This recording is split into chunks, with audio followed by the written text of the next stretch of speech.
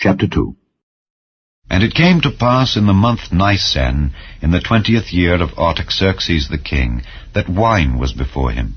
And I took up the wine, and gave it unto the king. Now I had not been beforetime sad in his presence. Wherefore the king said unto me, Why is thy countenance sad, seeing thou art not sick? This is nothing else but sorrow of heart. Then I was very sore afraid, and said unto the king, Let the king live forever.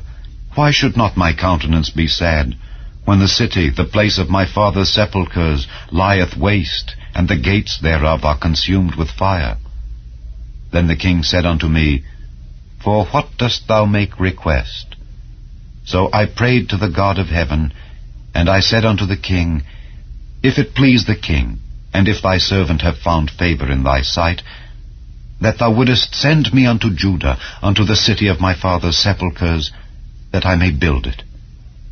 And the king said unto me, the queen also sitting by him, For how long shall thy journey be, and when wilt thou return? So it pleased the king to send me, and I set him a time. Moreover I said unto the king, If it please the king, let letters be given me to the governors beyond the river, that they may convey me over till I come into Judah.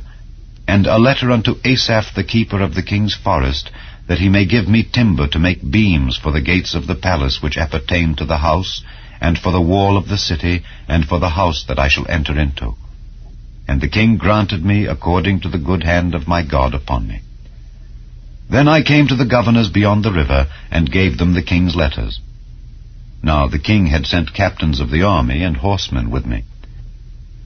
When Sanballat the Horonite and Tobiah the servant, the Ammonite, heard of it, it grieved them exceedingly that there was come a man to seek the welfare of the children of Israel.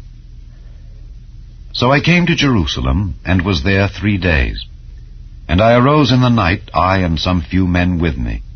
Neither told I any man what my God had put in my heart to do at Jerusalem, neither was there any beast with me, save the beast that I rode upon. And I went out by night by the gate of the valley, even before the dragon well, and to the dung port, and viewed the walls of Jerusalem, which were broken down, and the gates thereof were consumed with fire. Then I went on to the gate of the fountain, and to the king's pool, but there was no place for the beast that was under me to pass.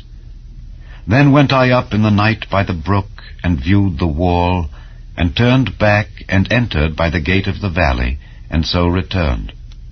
And the rulers knew not whither I went or what I did, neither had I as yet told it to the Jews, nor to the priests, nor to the nobles, nor to the rulers, nor to the rest that did the work.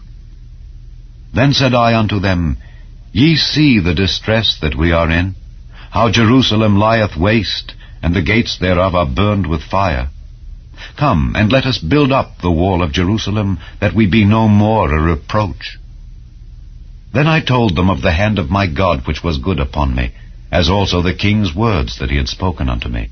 And they said, Let us rise up and build. So they strengthened their hands for this good work. But when Sanballat the Horonite, and Tobiah the servant, the Ammonite, and Geshem the Arabian heard it, they laughed us to scorn, and despised us, and said, What is this thing that ye do? Will ye rebel against the king?